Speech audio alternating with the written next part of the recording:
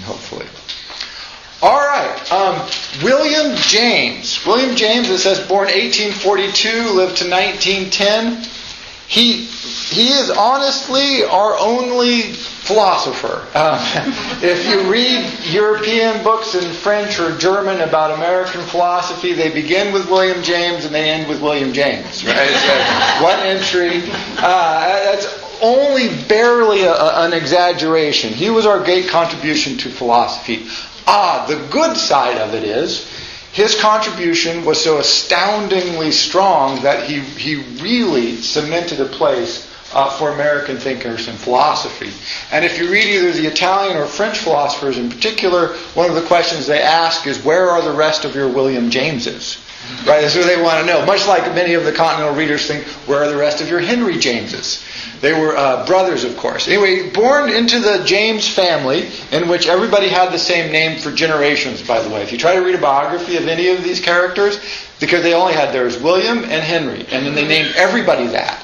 And so you'll have like whole scenes with like 5 or 6 William and Henry Jameses talking to each other or corresponding, and you just never know what the hell's going on. But they were a close family, lots of kids, extended family. His father was wouldn't you call him eccentric? Yeah, he's eccentric. But he did not believe in public education. He thought the public schools just ruined your mind. But it's not clear he knew what he believed in. So he would hire tutors and then fire them. And then he would take over their education themselves and realize that wasn't working. So then they'd go to Europe for a while, and he'd put them in European schools. And he decided those European schools were bad, and moved to another city in Europe, and they put him in schools there. So this way James went to Germany, England and Germany, several cities in Germany while he was quite young, and then to Paris, and then back to America, where they put him in schools and took him out. And so they did this his whole life. Into schools, out of schools, private tutors, fire them, get somebody else in, take it over himself, decide that's not working. And so he had a broad and strange education. Great with languages, because he was for some time educated in Germany, in German, in France, in French.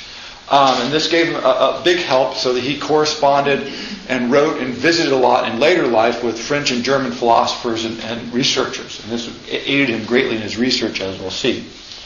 The other notable aspect of the family is that they were very, very, what would you call it? They're literarily inclined. Henry James, his brother, certainly one of our foremost novelists, the greatest novelist of that period, and still one of the foremost novelists in English. They were raised together in this family, and they talked about literature, they talked about science, they talked about philosophy, they talked about religion, more or less what the family did.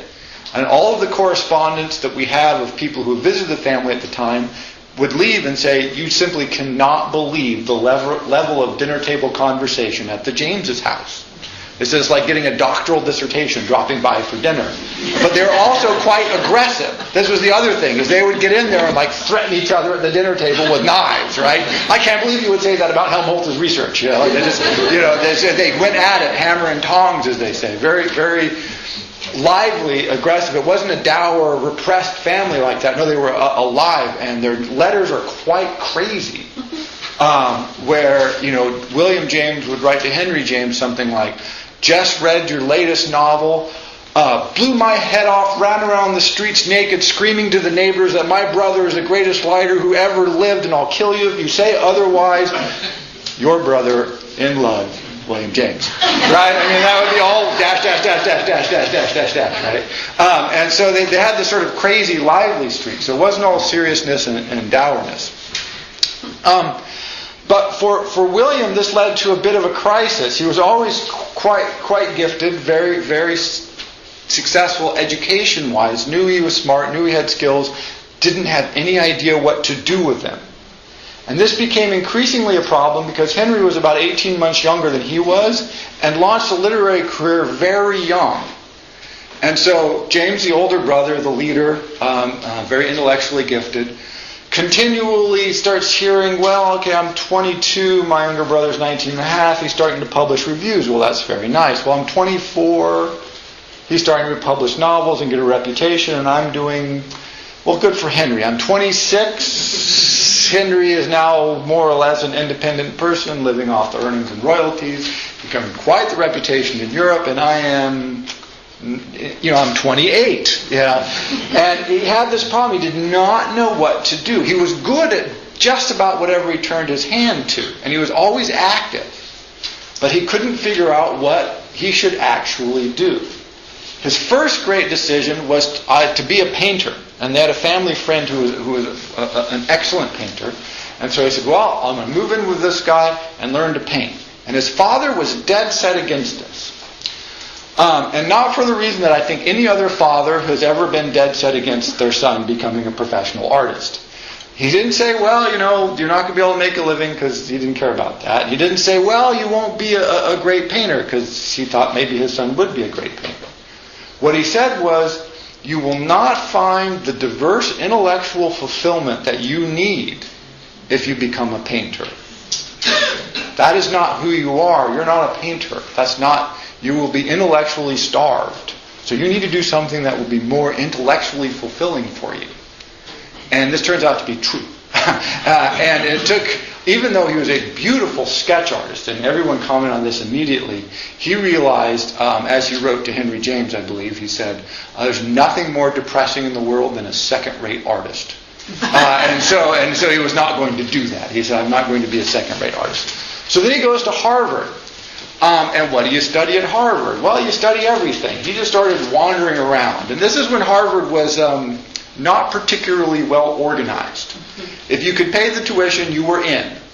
You did not necessarily need to attend classes. There was no formal structure for a lot of the materials that was being presented. The professors that were there had been chosen in a very haphazard, almost random fashion, many of whom wanted nothing to do with students. And so, as a writer, a contemporary said, Harvard likes to take credit for all of the brilliant people like William James who have graduated from there, but I'm not sure you get to take credit for them surviving your institution. And that's what he always thought of it as, yes, well, they survived it, yeah. So James immediately or eventually decides that he's going to go into medicine. And he decides on this because, one, he's been interested in physiological research for quite some time. He's done dissection. He's been in laboratories. But mostly because it's a job. He goes into it for the cash, almost purely. He's like, well, I don't know what else to do. And if I'm a doctor, at least that's something I can do to make money while I figure out what I want to do. Great. So he goes in to be a doctor. So he's in studying to be a doctor, which I don't even want to tell you what the medical field was like then. It just not terribly rigorous. Let me put it that way. When to graduate, you had to take a series of 9 tests in each subject. Each test was about 30 minutes long, and you had to pass 4 of them. So you could fail things like, the nervous system and surgery and gynecology and birth, and still be okay and still get your doctor's, right? Oh, terrifying stuff.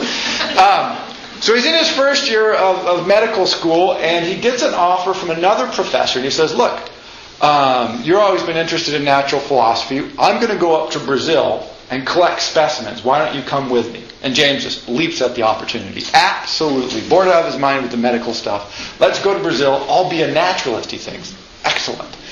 So he signs on, and this is when Brazil is terra incognita. I mean, no one knows what's going on there. This is one of the earliest trips to gather specimens of the fish and birds and wildlife there. In particular, this was fish, though, because the guy he was going with was an Darwinian, I guess. And he wanted to prove that Darwin's theory of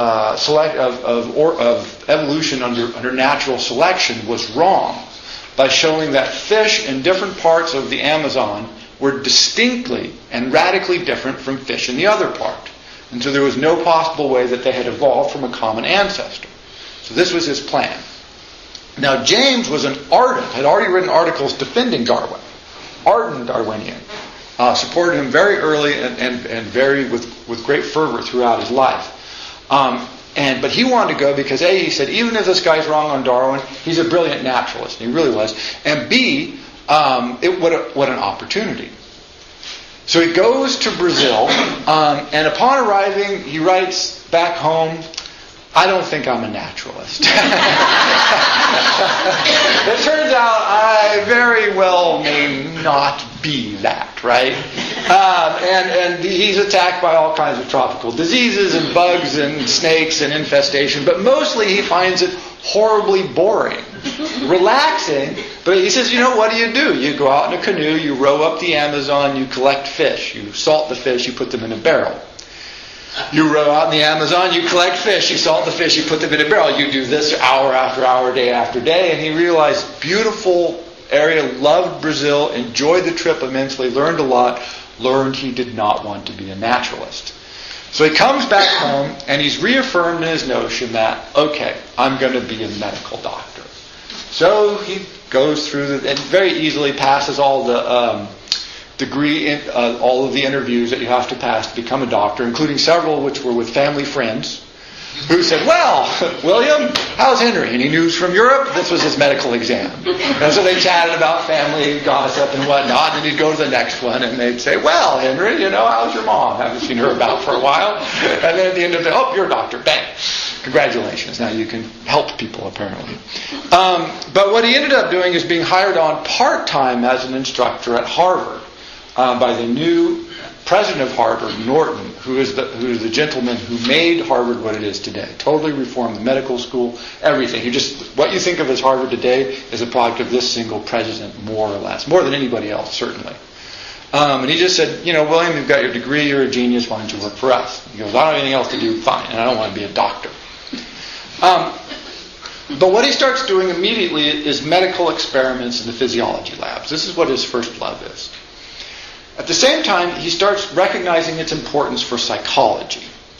And he starts bringing together the physical elements of the body and the mental element of the body. And he says, I think there's something here, and I want to write a book on this. So he gets an advance. Charles Elliott Company gives him an advance, and 1 year. He figures, okay, I'll knock this out in a year. And 12 years later,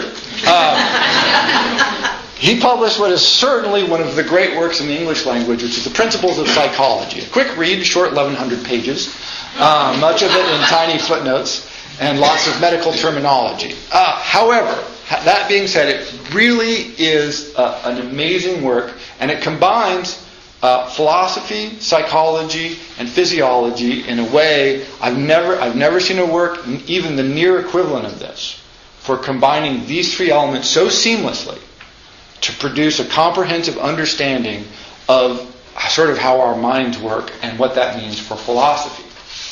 But it's important to note, and I gave his background about medical school and the physiology because everything he writes from the standpoint of an empiricist, which is to say, I need evidence.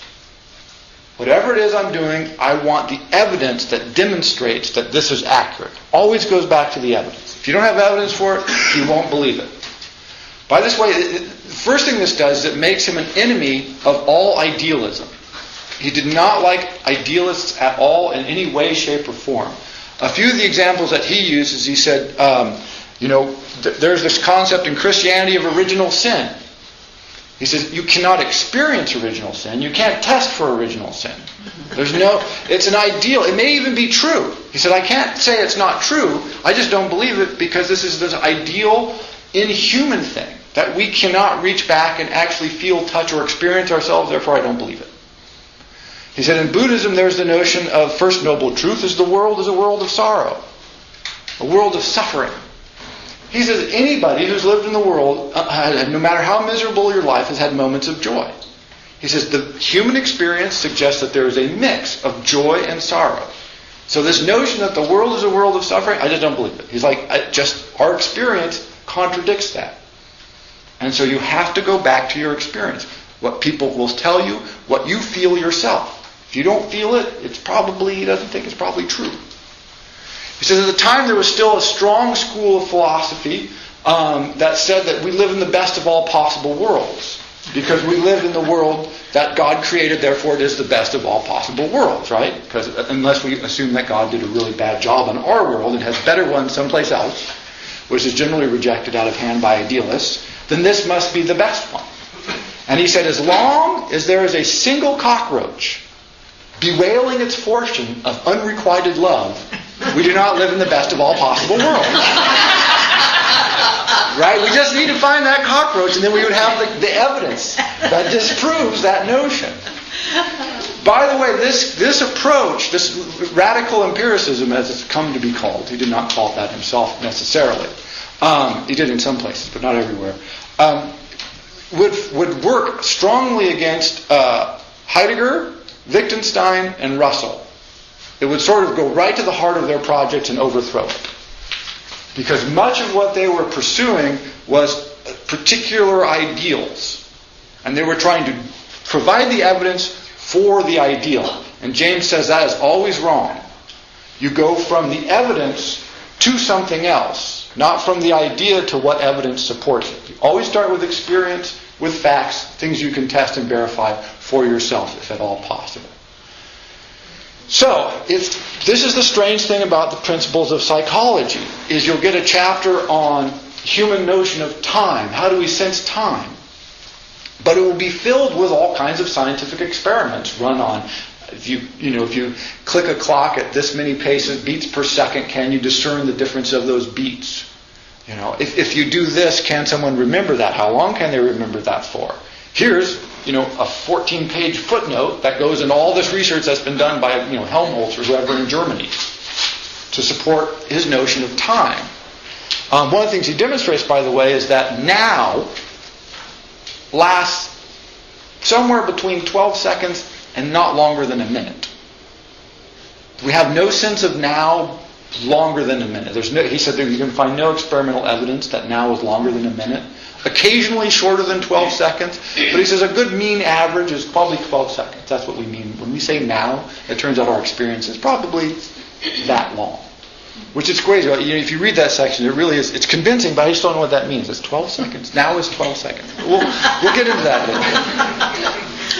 So if you've ever heard the term stream of consciousness, people have heard this term? This is William James. This is his development and exploration brings this forward. And it's based on the notion by Heraclitus, the Greek philosopher, who said you can never immerse yourself in the same river twice. Also translated, you can never step in the same river twice. Probably more accurate to say immerse yourself in the same river twice. Because it's always moving, it's always changing.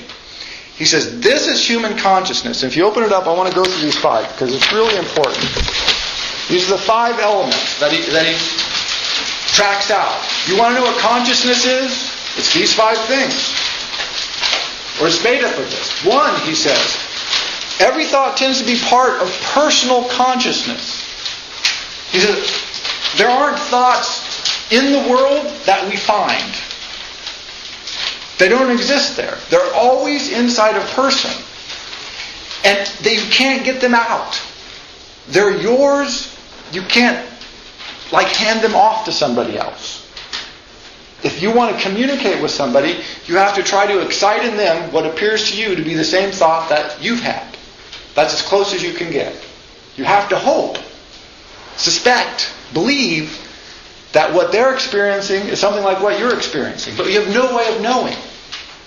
So he says, thought is radically isolated. It's always in an individual person. And there's no way to get it out of an individual person.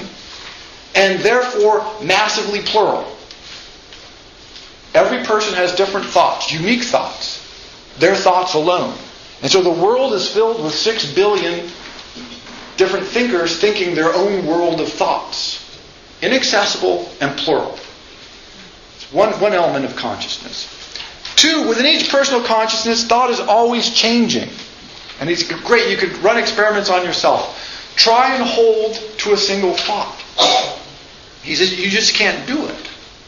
He says, even if you try to do it, what you feel, in fact, while you try to do that, is you feel time passing as you think about the thought, which of course transforms the thought to the point where you think, thinking about this stupid thought is really boring.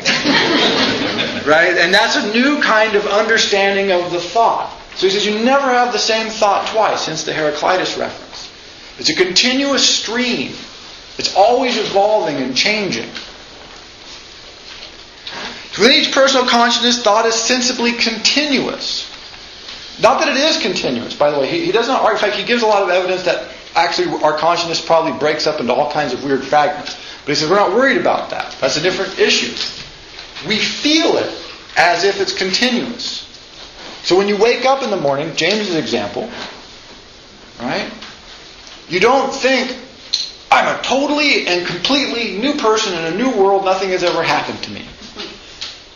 It feels more like, oh, I'm just picking up where I was. It's just something, I slept, but now I'm right back in where I was. It's continuing again. It says we don't really experience breaks in consciousness.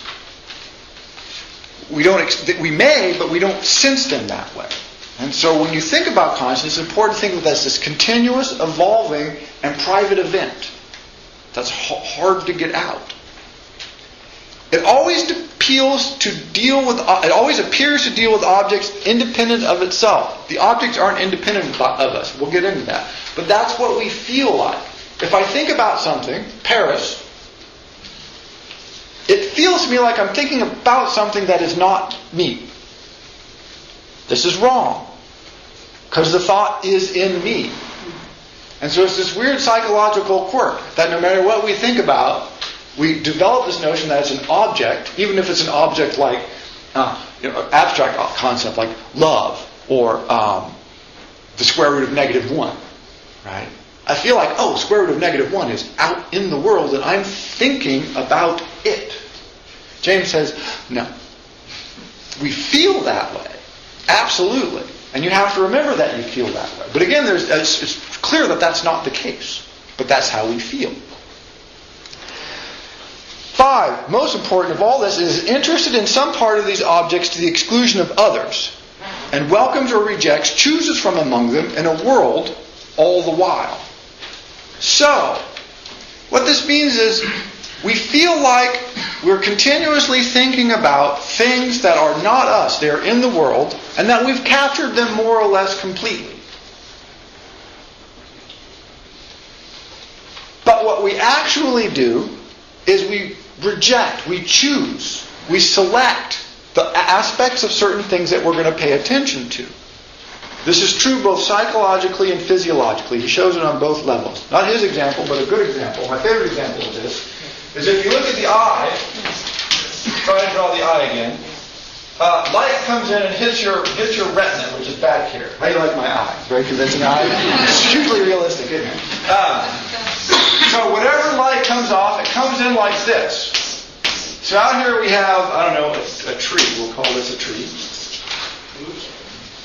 There is no unique solution for this. Your eye never receives the pattern of a tree because the pattern of the light that hits your eye, there is not one thing. You get like 50 images of the tree all blurred, all over your eye. Your brain takes those 50 images and constructs something and goes, tree. But it's not a unique solution. All those things that they have that are tricks of the eye, Escher's works, what he's doing is he gives the eye something that the brain can't solve for. The brain can solve for trees to a certain extent. One thing the eye and the brain never get right because of this problem are railroad tracks joining in the distance.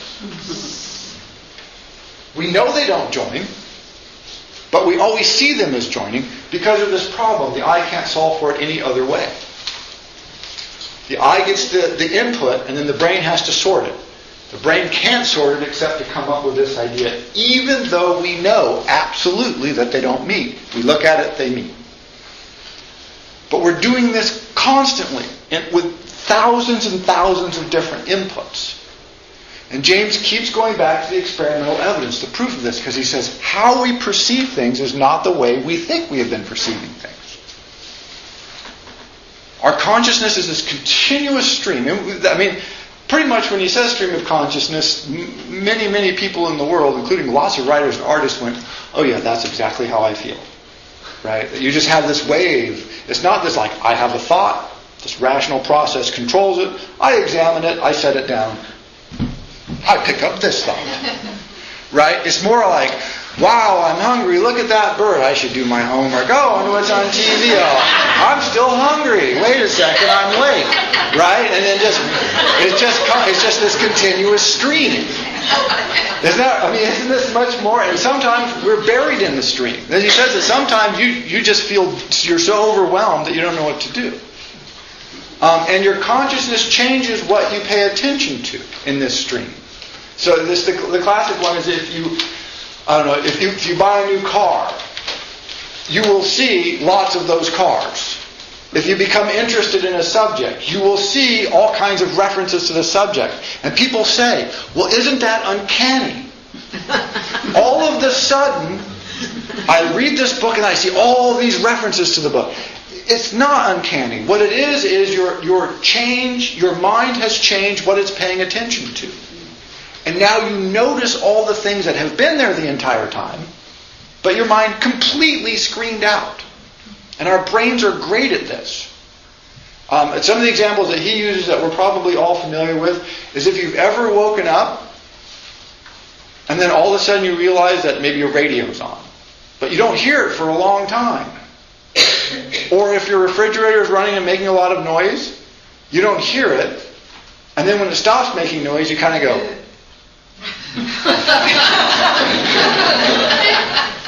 Because what your body has done is it's been screening out. It's not that you haven't been paying attention, it's that you have literally not been hearing it. Your brain has not been registering its presence. But then when the refrigerator shuts off, your ears actually get this little different signal that says, ooh, something has changed significantly. And so then all of a sudden you're listening. You're not doing this consciously, but all of a sudden you're listening and you're not hearing anything because that's what's changed. And so you kind of that sort of sense of falling in, right? You're kind of like, what? And then you go, oh, now I know what's happening. The refrigerator's shut off. Or you may not realize it and just sort of wander around. I don't know. But he says, so we're screening information out all the time. If you've ever heard your heartbeat, right? Or if you lay down and go to sleep, sometimes you hear your heartbeat and the blood rushing through your... It's not like it just started. Right? It's not like you just laid down in bed and your heart started going and moving the blood around. It makes that noise all the time. It's really loud, isn't it? It's hard to imagine that our bodies are making that much noise all the time, but they honest, there are. Your heart is beating, I hope. Your heart should be beating and that blood is rushing around and you just don't hear it. Right? And so, he continuously comes back to this. So he says, our perception of the world is shaped and filtered by all kinds of processes about which, to the point of James's research at his time, very little was known or expected. And if we're going to understand how we think, which is to say, understand how we interact with the world, we need to understand this. We need to experiment with this to try and figure this out. One last example here. One of my favorite ones. I love this one. So, the magic teacup. What I want you to do is look at the teacup, cover one eye. Everybody see it? And move your head back and forth. Does the teacup seem to move? No, we know it's not moving, right? Why doesn't the teacup move? Notice we're moving our heads. Why doesn't our body interpret the teacup as moving and us being stationary? Now do this. Cover one eye. And gently, please. I don't want to be sued. At the back of your eye, just push on a little bit. Whoa! I see the teapot is underway. Teacup's underway, isn't it? Right.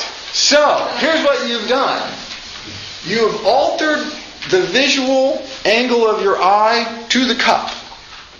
Now, the brain has to interpret this as either the cup is moving or I'm moving. Those are its choices. If you move your head like this, it turns out, this is the solution, it turns out, you have little muscles around your eye that hold your eye in place. And the brain takes readings from that all the time. So if those muscles move and your eyes stay stationary, it goes, oh, it's my head that's moving, the object is stationary. But if you move the eye without moving the muscles, which happens when you push on it, the brain says, holy crap, that teacup's on the march.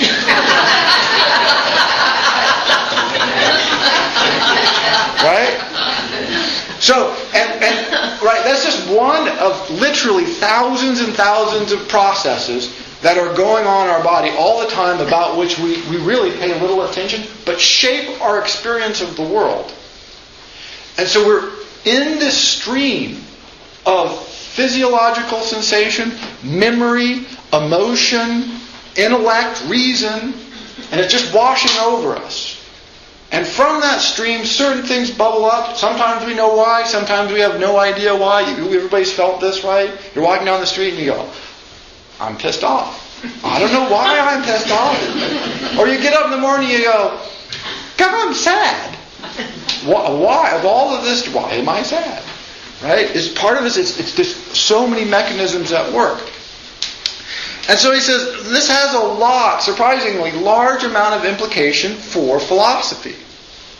He says, one, the notion that we have any direct experience of the world is clearly wrong. Clearly, totally, 100% wrong-headed. Because we really don't have we have our experience of the world. But that the notion that our experience of the world corresponds to any kind of reality with a capital R is just more or less silly. It just can't possibly be. When even the most basic thing like sound comes and goes. When train tracks join in the distance, and we know that's not true, but that's how we perceive it.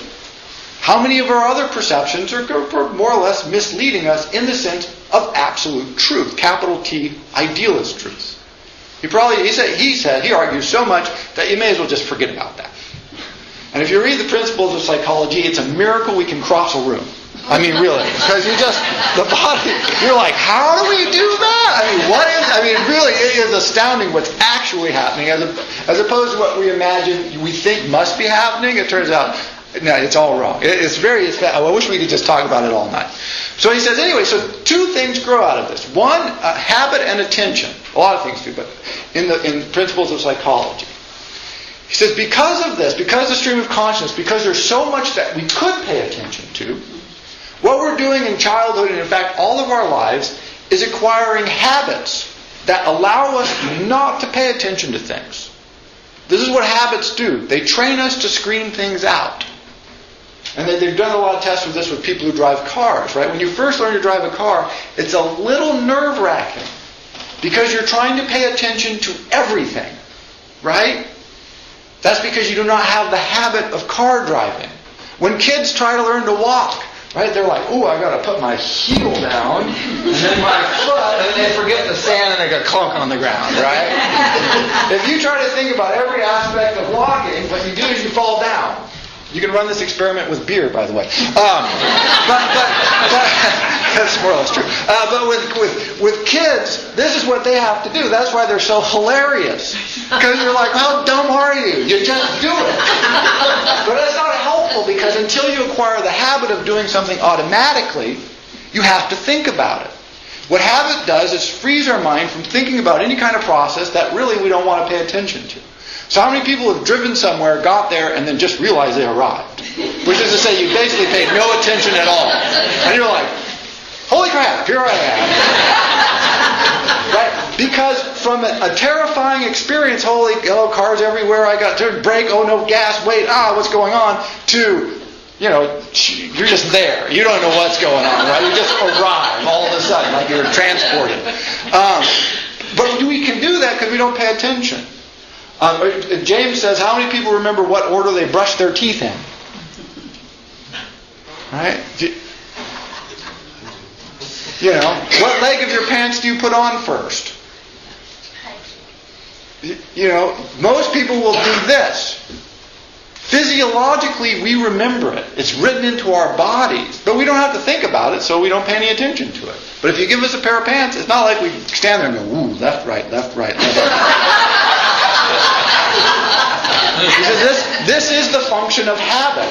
And he said if we knew how large a part habit played in our effective functioning in the world, we would be much more careful with developing good habits. And he really believed in this. He suffered, particularly when he was younger, from debilitating psychological and physical problems. He was a bit of a hypochondriac, very depressive, injured his back seriously. And he struggled with that. And one of the ways he overcame this was in part through force of will and in part through trying to develop good habits to deal with it. And in retrospect, he realized, much of my physical and mental anxiety was outgrowth of sort of very poor personal habits. But he says you don't want to think about them. That's the whole key. If you can do something without thinking about it and it's good for you, works for you, then great. If you have a habit that doesn't work for you, that's debilitating or injures you in some way, it's hell to change. You don't want to acquire those. Basically, he says if you have it, well, now you got to break it. And boy, we all know that's not a lot of fun. Because he says it's literally written into your physical body, just like being able to put your pants on without thinking about it, without brushing your teeth without thinking about it. We can do these things, we don't think about it. That's the purpose. Why? Because there's so much coming at us. The stream is so overwhelming that we have to do that. If we don't do that, we become confused and disoriented, which is what people report, right? Sometimes you just feel confused and disoriented. You don't know what to pay attention to. If you go to a foreign country or a new place, all this new stuff, and you're just like, wow, I have to pay attention to everything. You can't do that. That's the debilitating side of the stream. If you try and take too much of it in at once, you get overwhelmed. The flip side of habit is attention. He said we also have the capacity, very limited by the way, but we have the capacity to pay attention to certain parts of the stream. Right? If I can do anything, I can wave my hand. Right? I can say, pay attention to my hand. Right? Normally you probably wouldn't pay that much attention to them. When I said focus on the teacup, you know what we could do? We all looked at the teacup. See, now this is hugely important. A lot of animals do not have this capacity. They cannot selectively focus their attention. Their attention is focused automatically. And so what this allows us to do is alter, again, our thoughts and also alter our natural habits. The example I love is, anybody ever played tennis? So when you play tennis, particularly if you play doubles, but you always want to hold your racket a little bit to your backhand because you can pull the racket forward faster than you can move the racket back. And so you always hold it a little bit off. Because theoretically you could get the ball 50% of the time on either side. This gives you the highest chance of an effective return. Now, this is very unnatural. Right? And so, when I learned to play tennis with my brother, we would play doubles, and I would be at the net, and I would hold it like this. And he would walk up behind me with a tennis racket and hit me in the back. Wham! I would go, ah! Right? This turned out to be very effective of focusing my attention. And pretty soon, you hold that racket at a slight cant to your backhand. That's where that racket goes all the time. You feel the pain every time you do it? No. I feel the fear of the pain. Right? If I go like this, I go, damn. Look around, right? But this is our capacity to focus on something selectively, right? I would forget. I'd go like this. Bad habit. Pain. Okay. Oh, that's right. Focus on this. And then for a while, I'd focus on it. I pay attention, make sure you're doing this right. It becomes a habit. This seems trivial. And it seems pretty much common sense. And William James talks a lot about common sense. But what it means is we can selectively rewrite our physical and mental and emotional interface with the world. Completely reoriented to an astounding degree. That plasticity of the human experience is what makes us essentially, James argues, human. The ability to focus our attention, change not just something about us, but change our whole perception of the world, and hence the world as we understand it and can experience it. To the point where we can rewrite it in our physical body so we don't think about it anymore. That's just how we are. We can remake ourselves. I mean, not entirely, but to an unbelievable degree. If you learn a foreign language, impossible, pretty soon you don't think about it. If you learn to play a musical instrument, it's hard, you think about it. As soon as you can stop thinking about it, you're in business. Right? But those are totally different activities that we can write into our physical and mental systems. And by the way, James argues and proves pretty systematically that you literally are changing your physical body when you do this. When someone learns to play the guitar or the piano, you see someone doing something fast or very effortlessly, you are physically incapable of doing that when you begin studying. You cannot do it. You do not have the nerve, tendon, or muscle, or mental connections in your brain to make that happen. It's not physically possible for you. What you do when you practice is you rewrite your nerve structure, the actual physical structure of your brain, and the nerve tendons and connections of your body are changed. We're unbelievably plastic in that sense, malleable.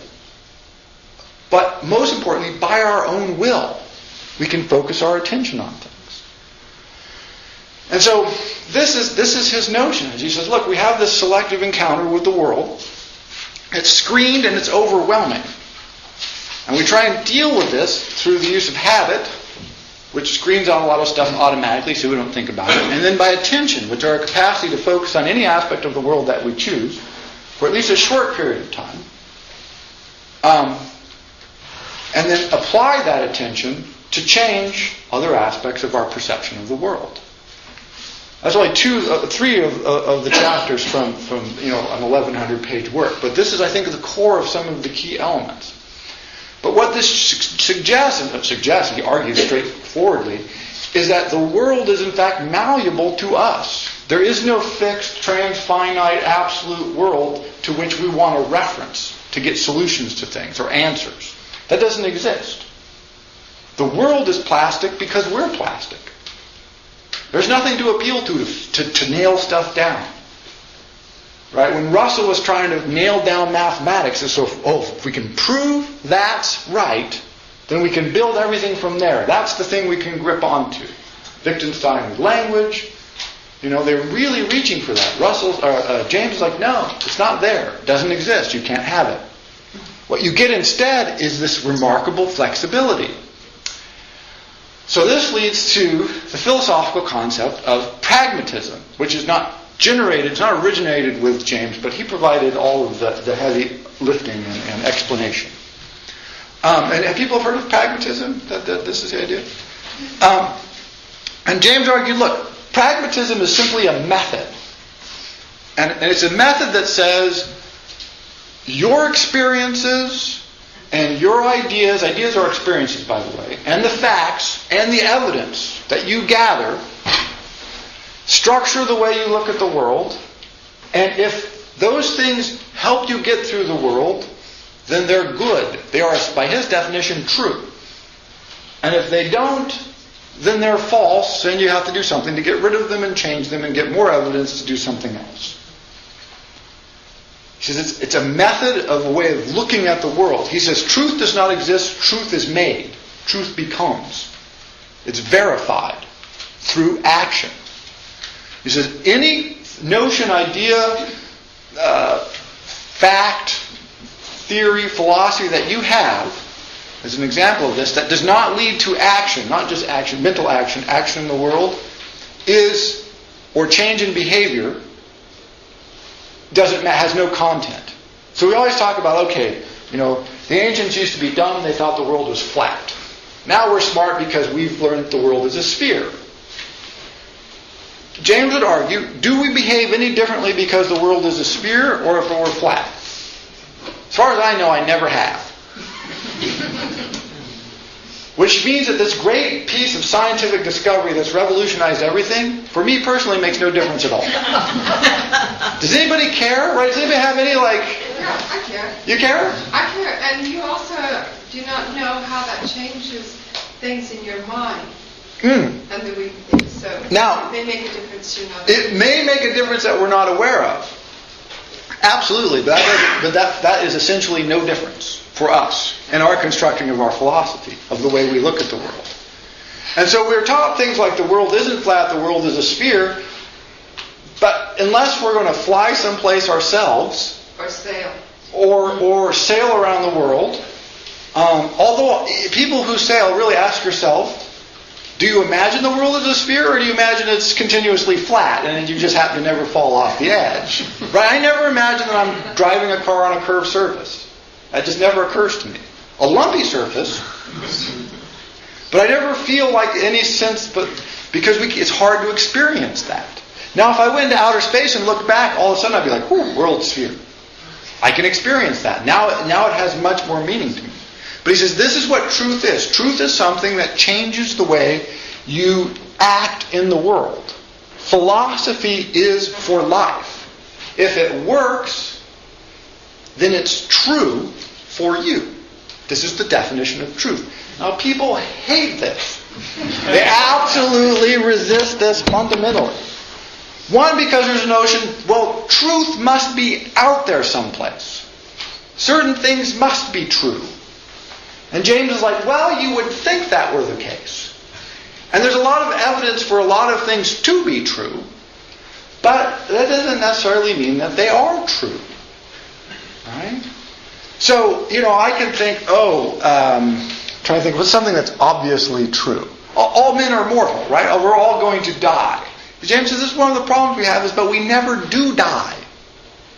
We never get around to dying ourselves. And because we never get around to dying ourselves, it's sort of hard to conceptualize.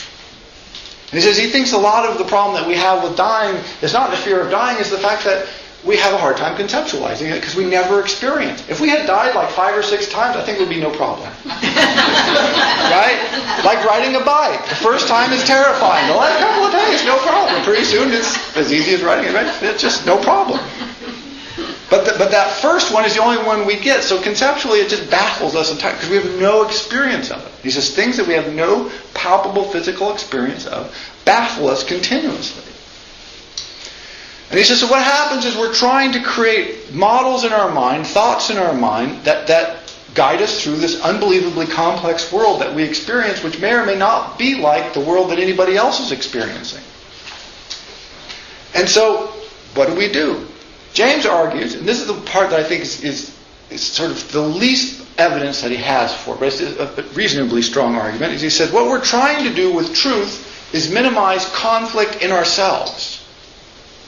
That we don't like to have two ideas that create continual strain. And so what we want to do, so if we're going on our life, everything is happy. Let's say, I'm driving my Hummer, right? I'm happy, I'm whistling, I got my Hummer, I'm getting over 3 miles a gallon, I've got the air conditioner running, and I'm happy, and then all of a sudden, I start reading about global warming and the price of oil, and I'm like, damn. See, it's not that the Hummer is a problem, and it's not that the world is going to, basically be environmentally destroyed. That's the problem. For me, the problem is I'm torn. I feel the dissonance between, the planet, I'm sort of in favor of that. I love my Hummer, right over here. What do I do? And he says, what we'll then do is try to restructure our concept to eliminate the dissonance. We're not interested in truth. He says, look, our interest in truth is so small it's hard to imagine. Truth with a capital T. He says, what we really want is some other facts or something else that will help us get rid of that cognitive dissonance, that feeling of strain, the feeling of not knowing what to do. Am I doing the right thing? Right? Don't you feel that debilitating? All of a sudden you're facing, is this right? Should I do this? And then at some point you think, okay, I just don't want to be like this anymore. I'm going to come up with something so I don't have to feel this way anymore. And then whatever it is we come up with, James says, look, it doesn't rewrite everything that came before. It's grafted onto it. It's a new element in an ongoing growth of our understanding of the world. He says it never displaces anything. He says philosophically everyone is a conservative because we save as much as we possibly can. And we let go with the smallest amount and we graft on the smallest possible amount to smooth things out again. Right? And he says this is what truth is. Truth is a thing that allows us to get through the world, through our lives, with the least amount of mental sort of torment and strain and pressure that we can. Important to note, though, that where this strain and pressure comes from is not just the external world. This has often been interpreted by people as saying, this is just, if you make money, you win. And therefore you're a good person because your philosophy works. He's like, this strain can come from any number of places. He says it can come from the person who's sitting there going, all I'm doing is making money, I'm really bored. But money is good, being bored is bad. Money is good, bored is... Now you're going to do something. Because you don't want to put up with that. Right? People, are bored on the farm, and so they go to the city to become lawyers, and corporate lawyers leave the city to go buy farms. And neither of them are wrong. To James, it's all correct. But they're each feeling a different part of the human experience and a different part of the stream of consciousness, and they're trying to decide, what part is right? What part works for me? And again, we tend to dislike this, and James was attacked resolutely then, and people are attacked resolutely now for this, because they say, well, how do you have any ethics or morals? How do you have any sense of right or wrong? And James says, well, it's tricky. And so he wrote sort of a big book in pursuit of these questions called The Varieties of Religious Experience, which, if you want to think about it, if 1,100 pages of the Principles of Psychology wasn't enough for you, it's really the third 800-page volume, which makes it a roundish 2,000-page read. Highly recommended, but you want to set aside some time. And what the varieties of religious experience, as far as I know, again, no other work I've ever seen even approaches this. But James says, look, here's the thing. Empiricists, scientists, whatever you want to call them, sit down and say, well, there's no evidence that God exists, so there's no God. And James is like, but people have all these experiences that they say are very religious. They're not lying. They're serious. So we either have to treat them as mentally deranged, or we can take them seriously and ask, what is the nature of their experiences? That's pragmatism. It's not right or wrong, it's what is it? Let's understand it, let's think about it. And so he has an 800-ish page long book called The Varieties of Religious Experience. When he goes through he is just encyclopedic. He says, Christian mystics, Buddhists, Hindus, the scholastic tradition, the meditative tradition, hallucination with drugs, isolation, wandering in just every possible reporting.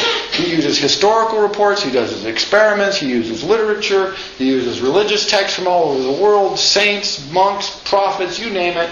It's got it. It's sort of magisterial in the scope that he explores. And his conclusion from this is that, one, people really do have religious experiences. Two, that doesn't necessarily mean there's a God. Right? And that's the problem, because you can't prove anything from the isolated experience of an individual. Because back to the principles of psychology, our thoughts and our experiences are our own. If you get a bunch of people who share thoughts and experiences, what you have is accumulation of isolated experiences. And they're probably not all that comparable anyway, which is one of the things as you go through the varieties of religious experience that he explores. Sometimes things that seem very similar are very different. They've been lumped together in tradition, but not exactly the same. And so he throws us into this world where he's like, look, what you want is evidence. You want facts. You want to act in the world based on that, because if you don't, you suffer, more or less. That's your problem. You're in the world. If you have bad, wrong-headed ideas, you usually suffer for them. That causes us to modify our thinking. And then we try and come up with a new model, with a new philosophy that we can apply more effectively. And then, in that sense, it becomes more true, because it allows us to act more and reduces that strain. But again, all of this built on a model of the mind as being plastic, subject to our own revision, and not really terribly well connected with the world. And so back to this notion of truth, because science says, what do we know that's absolutely true? Look, anywhere in the universe, if you have a circle, right, you're going to come up with pi, because you can't square the circle. So this is what mathematicians will say. This. Look, that's just true. It's true everywhere. Now, you don't have to argue against that. You can just say, well, that's fine. But notice that some society like we do might just round off after one place. They might just say, oh, pi is 3. And then we would say, no, it's 3.1. They're like, yeah, well, we don't do that. Perfectly reasonable thing to do. Because it's easy to imagine someone doing that.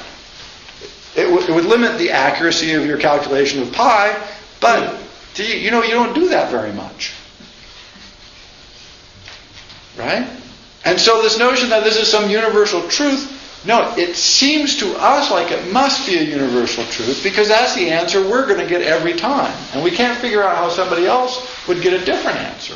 Well, they won't if they do what we do, which is if they're just like us, yeah, they'll be just like us. Or they might have some society that comes up with 3.14, whatever it is, and then says, okay, but we don't count mathematical things as true. We only count things that you can taste as true. Right? If you can't taste it, we'll just bracket it off as potentially true, but not really true. Apples, they're true. Pie, no taste, it doesn't count. By the way, this is what people used to think, not taste, but if you couldn't experience it, nobody believed in it. Right? We always think of, all those superstitious people living in the primitive tribe. It's the other way around. They only believed in things that they could experience directly. We're the superstitious ones because we believe in all kinds of abstract crap we've never seen, touched, felt, hear, or know really anything directly about. Back to the varieties of religious experience. And James points this out. He says, look, your primitive tribes people, no, they have these experiences. They feel it. That's why they believe in it. He says, he really hated what they're theists. People with theists are a sort of Christian idea that God created the world and then left. And he's like, oh, come on. So that we can't even, so we have to believe in God, but we can't experience Him because He's gone. He's like, oh, that's the dumbest idea ever. So you don't want to discount God, but you don't want to have any encounter with Him. Right? You don't want to ever feel Him. It says if you ever have the opportunity to feel Him, that you're like totally rejecting the basis on which to believe anything anyway. And theism is really popular today. Theism is still relatively popular. He's like, look, believe in anything but theism. That's the one thing he really sort of drew the line. He's like, theism is dumb. But there's no, God created the world and left, so we don't know anything about Him. He's not much use for theism. So not surprised, as you can imagine, someone who comes up with these arguments is accused of all kinds of things, sort of like relativism, right? Well, if so in my tribe it's perfectly normal to kill all the women when they're 25 just because we like to do that, then it's fine. And James is like, no. I mean, it's true that they do this, right? It's also true that they think it's fine. That doesn't mean you have to think it's fine. Because your experience and your philosophical ideas tell you, well, that's a bad thing to do to women. They ought not do that. And so we'll take steps, perhaps, to stop them from doing that. And those are, hearts and minds, right? We'll try and re-educate them. Literally, hearts and minds. Because if we can get them in the habit of not doing that, it will never even occur to them to do it anymore. Right? Want to have a son, had a daughter, so, we'll just kill the daughter. Right? Makes perfect sense to me. When did we stop doing that? We used to do it. Every culture did, pretty much. And so, at some point we got out of the habit of it. And now we think, that's terrible that those people do it. James says, look, it's okay to say that it's terrible, but you can't say that they shouldn't do it from any universal principle. There is no universal principle. The universal principle is because we feel like they shouldn't do it. That's what you have to appeal to. Our experience, our philosophy, our habituation leads us to think what you're doing is stupid and what we're doing is smart. And he says what we want to claim is that we're in the right. We're standing on the grounds of absolute certitude and truth. You are a backwards reprobate culture and you must be corrected. He's like, no, you can't stand on those grounds. The only ground you can stand on is your sense that that is wrong. That's the only ground. You have no further claim. And James allows no further claim than that. He suggests strongly that you think about things, that you try to examine the evidence as best you can. Because he does point out in several letters in particular that people fall into habits. This is one of the dangers of habits, is they're so powerful that it turns off basically our humanity because we don't have to think about things. We just become creatures of habit, at which point we're cows. I don't know why they always call people cows, but that's the bad thing, right?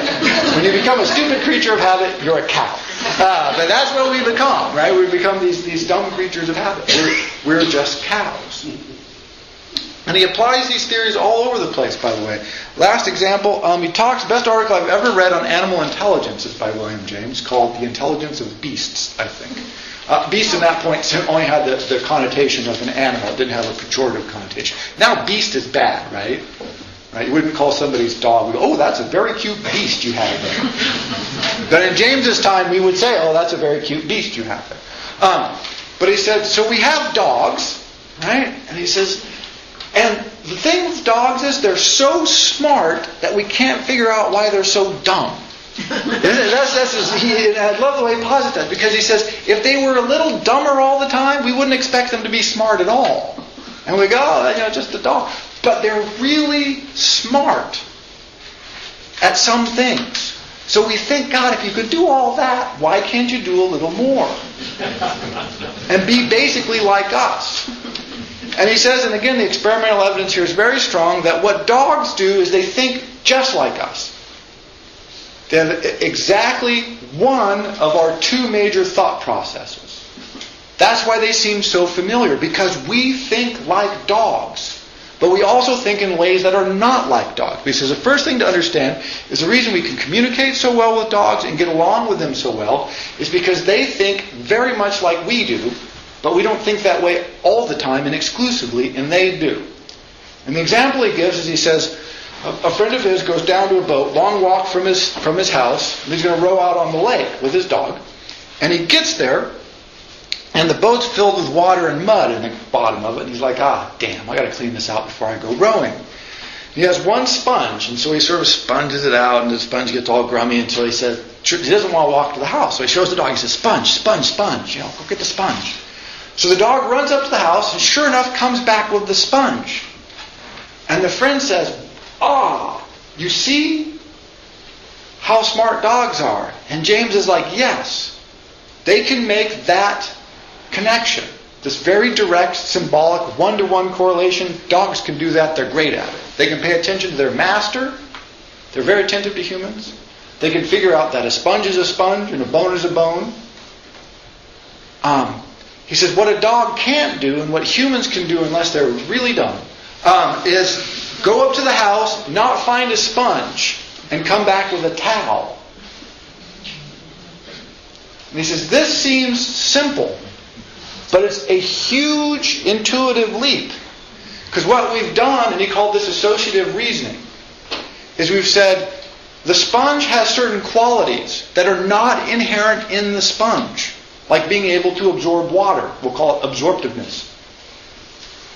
And so what we do is we go, he wants a sponge, and then we go, no, what he really wants is something to absorb water. And so if I can't find a sponge, I'll look for anything else that has this quality that is abstracted from it. Absorptiveness. And then we'll get something else to do that. And I take him a towel. No sponge, here's a towel. He goes, okay. If you come back down and you go, I couldn't find a sponge. And they go, you didn't bring a towel? You'd be like, oh yeah. Right? We've all done that. Yes, haven't we all been there in your life? I'll be right back. Right? Because you're just like, I totally blew it. Because we were not using it. We don't use it all the time. Maybe we don't use it often enough.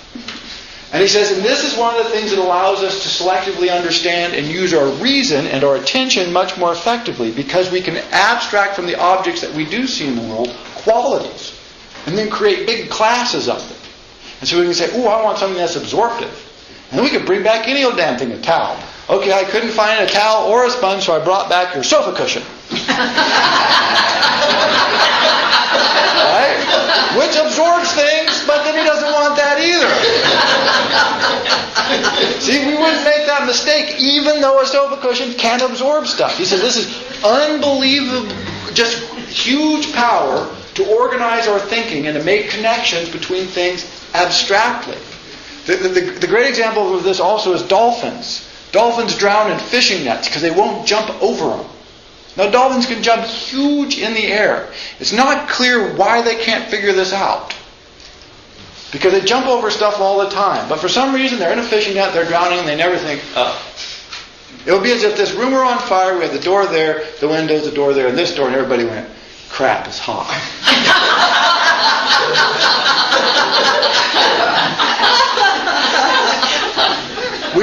That's what dolphins do. And we know they're smart in a way.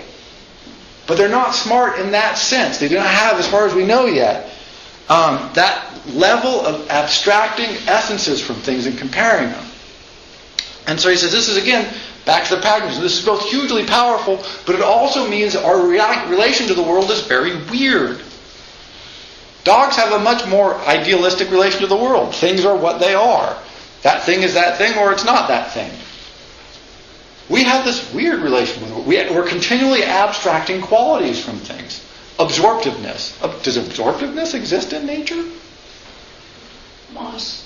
You know, but I mean, in the sense of, no, sponges exist. Things that absorbs things exist. Absorptiveness is a category we just made up as a thought category. And then we have this whole world that we live in. That's probably at least 50-50, sometimes I think 90-10, of these weird thought categories. Right? And how we build those and structure them, that's what constructs our world. So James ends by saying, look, so we don't really have access to capital T truth. We have what works for us. We don't have access to abstract, absolute ideals. We have the abstractions that work for us that we carry around with us. And that we're habituated to them, but we can change them. It's not influential. James is probably one of the least influential philosophers you'll find because people hate this. He also did not like academics, and he argued against them vociferously. He said he didn't know what kind of world we have, but if it were designed by philosophy professors, it would be very orderly. It would be like a pencil sketch world. Easy to categorize, with lots of clear boundaries, and none of the mucky crap that makes up our messy world. He says, I like the messy, mucky world. This is the last note on James. He says, he launches radical empiricism into the world, and he launches it both as a philosophy, but also personally. Everyone who met him said he was one of the greatest humans they ever met. People loved James, immediately responded to him. He's open to everything. He was one of the most unprejudiced, gentle and gentlemanly people anyone had met at a time when gentlemen still existed as a category of person. This is one of the most common, people really were powerfully drawn to him. But again, it was an extension of his philosophy. He said, if I believe that your world is as valid as my world, then I need to treat you with as much respect as I treat myself. I am not righter than you are. I cannot be more right than you are. We can disagree. I can try to convince you, but I can't make you wrong. Only you can make you wrong. And you can only do that voluntarily or under extreme pressure. Sometimes we'll give in. But usually it's a voluntary thing of attention and habit again. And so it's a very different approach and a powerful series of arguments. And so I recommend anybody, very readable, who's interested in this, I put this list on the back, is check out Pragmatism. Is probably the easiest read. And from there you can go anywhere. But if you're feeling up to it, Principles of Psychology, an excellent work. Anyway, William James, Key Concepts. Thank you very much.